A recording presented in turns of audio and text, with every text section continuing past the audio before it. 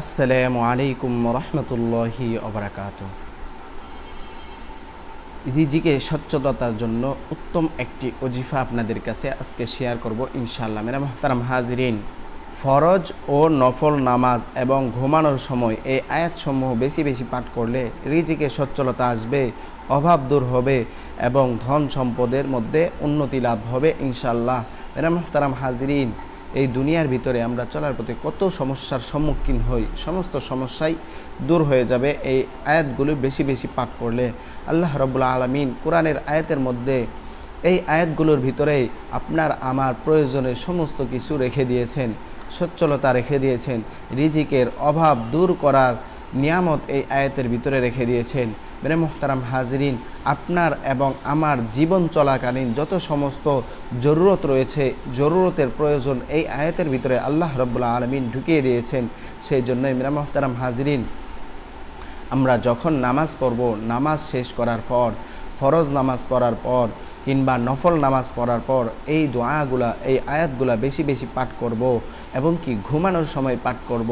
আল্লাহ রাব্বুল আলামিন আমাদের সমস্ত সমস্যাকে দূর করে দিবেন, রিজিকের মধ্যে সচ্ছলতা দান করবেন, পরিবার পরিজনদের মধ্যে রহমত নাজিল করবেন, রিজিকের অভাব দূর করে দিবেন, আর্থিক অবস্থা সচ্ছলতা করে দিবেন এবং কি যাদের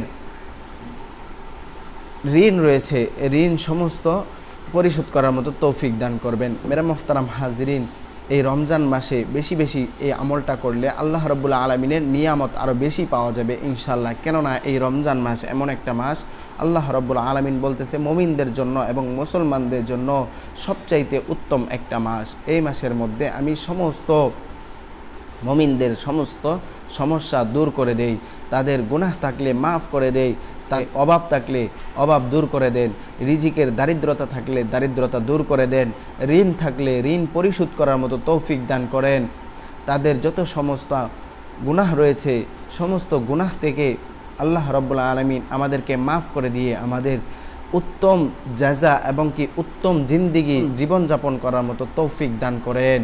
আল্লাহ রাব্বুল আলামিনের এত সমস্ত নিয়ামত কেন এই রমজান মাসে দেন? মেরে মুহতারাম হাজিরিন, এই রমজান মাসে আমার প্রিয় হাবিব সাল্লাল্লাহু আলাইহি ওয়াসাল্লাম বলেছেন যে এই রমজান মাসে আল্লাহ রাব্বুল আলামিন কুরআন নাজিল করেছেন। আল্লাহ রাব্বুল আলামিনের সবচাইতে দামি একটা জিনিস আল্লাহ রাব্বুল আলামিন এই আসমানি কিতাব, এইটা আমাদের জন্য নাজিল করেছেন এই রমজান মাসে। সেই জন্যই রমজান মাসের এত মূল্য। রমজান মাসে কেউ যদি একটা ভালো কাজ করে আল্লাহ রাব্বুল আলামিন তাহার 70টা ভালো কাজ করার সওয়াব তার আমল নামায় দান করেন। সুবহানাল্লাহ।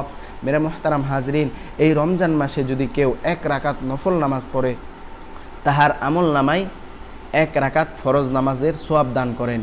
কেউ যদি এই রমজান মাসে 1 রাকাত ফরজ নামাজ পড়ে আল্লাহ রাব্বুল আলামিন তাহার আমল নামায় 70টা ফরজ নামাজের 70 রাকাত ফরজ নামাজের সওয়াব তার আমল নামায় দান করেন। মেরা মুহতারাম হাজিরিন, এই রমজান মাস এমন একটা মাস, সিয়াম পালন করার মাস, আল্লাহ তাআলার তাকওয়া অবলম্বন করার মাস, আল্লাহ রাব্বুল আলামিন ভয়ভীতি মনের ভিতরে জাগ্রত করার মাস, উত্তম মৃত্যু অর্জন করার মাস, আল্লাহ রাব্বুল আলামিনের সন্তুষ্ট অর্জন করার মাস, জান্নাত কামাই করার মাস। মেরা মুহতারাম হাজিরিন, তাৎপর্য একটা মাস, 12টি মাসের মধ্যে উত্তম একটা মাস, মুমিনদের জন্য বাম্পার অফার স্বরূপ একটা মাস। এই মাসের মধ্যে যে এত নিয়ামত দান করেন আল্লাহ রাব্বুল আলামিন বলতেছে যে এই মাসের মধ্যে আমি আমার বান্দাদেরকে কি দিব একমাত্র আমি নিজেই জানি।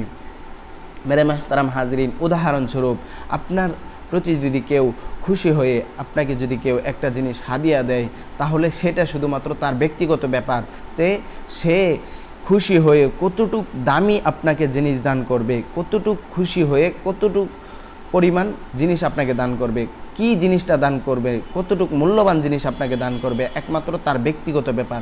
সেই জন্য মেরা মুহতারাম হাজিরিন, আল্লাহ রাব্বুল আলামিন যদি আমাদেরকে রাজি খুশি হয়ে একটা জিনিস দান করে, একটা উপহার দান করে, হাদিয়া দান করে, কিংবা আল্লাহ রাব্বুল আলামিন আমাদেরকে যে পুরস্কার হাদিয়া দিবে, যে পুরস্কার আমাদেরকে দান করবে, সেটা কতটুকু মূল্যবান হতে পারে একটু আপনি বিবেক দিয়ে একটু চিন্তা করেন।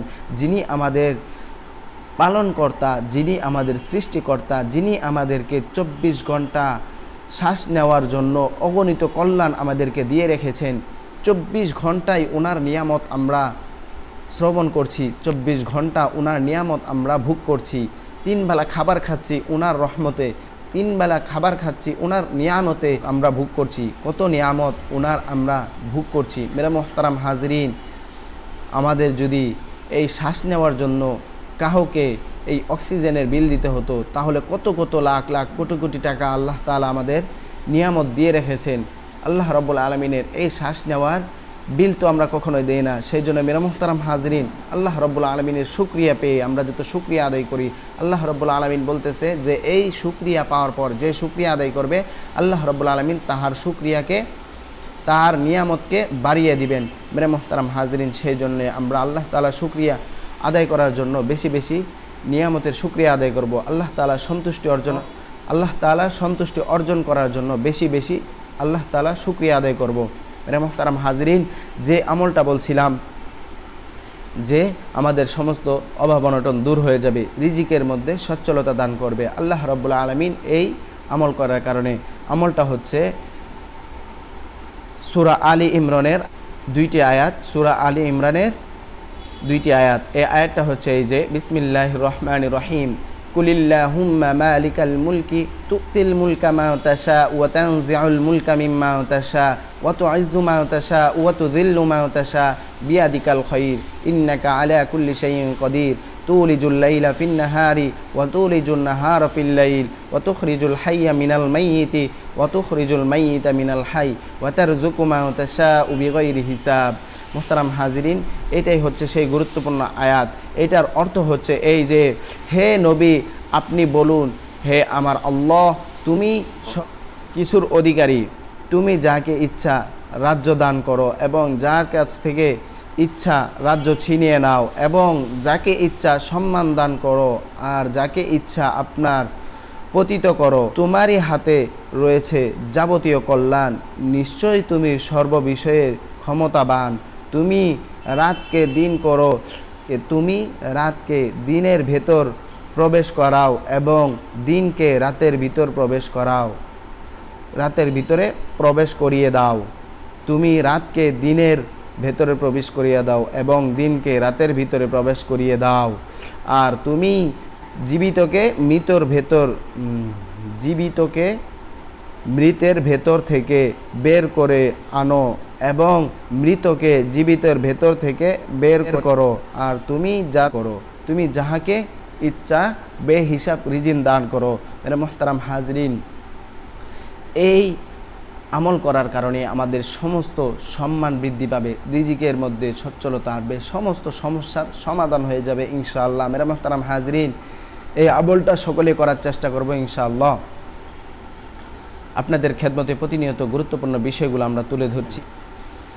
ভালো থাকবেন, সুস্থ থাকবেন। নাসরুম মিনাল্লাহি ওয়া ফাতহুন করিব। আসসালামু আলাইকুম ওয়া রাহমাতুল্লাহি ওয়া বারাকাতুহু।